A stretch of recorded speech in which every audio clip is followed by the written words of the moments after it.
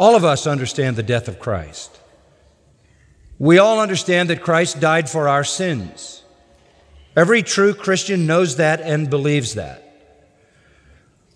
But we tend to look at the cross of Christ either in the physical aspects of it, which, as I reminded you a few weeks ago, were the same for the thieves as they were for Jesus. And we get caught up in the physical suffering.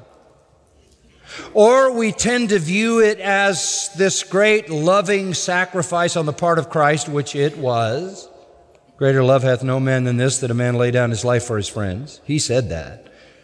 And while it is true that there were physical tortures that need to be understood, and there is love that needs to be understood and needs to be emphasized, there is an element at Calvary that is major in the revelation of the New Testament that often gets overlooked. And that is the presence of God. Calvary is more about the wrath of God than it is about anything else. Yes, it is human cruelty and injustice at its worst. Yes, it is an expression of sacrificial love at its best. But most importantly, what goes on at Calvary has meaning for you and meaning for me because of what God does there. It is when God shows up at Calvary that it becomes the saving event that it is. Jesus is a victim of human injustice. Jesus did suffer horrendous, agonizing pain. Jesus did willingly, lovingly sacrifice his life. Those things are true. But we need to think more deeply. We need to get out of the shallow end, if you will, of the pool and into the depths. And you do that when you begin to see God at Calvary. But at noon,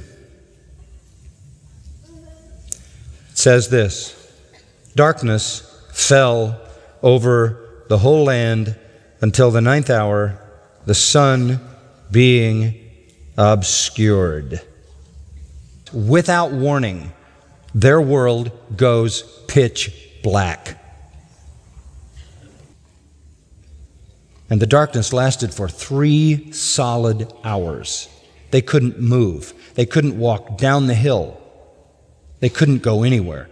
There was no light anyplace. God brought hell to Jerusalem that day. Matthew 8, verse 12, Matthew 22, verse 13, Matthew 25, verse 30. Jesus calls hell outer darkness. The ultimate black hole, where there's weeping and wailing and gnashing of teeth in the eternal unrelieved blackness. It is the darkness of God's judgment presence. So from noon to 3, hell came to Jerusalem and Judea. God showed up in wrath. And the interesting thing is, it wasn't wrath on the Romans. And it wasn't wrath on the Jewish leaders. And it wasn't wrath on the people. It was wrath on the Son. God unleashed the full extent of his fury on Jesus Christ. As Isaiah put it in Isaiah 13:9, wrath with fierce anger. Hell came there. What is hell? Hell is where God punishes people forever. Hell is where God pours out his fury on people forever. God is the power behind the punishment in hell.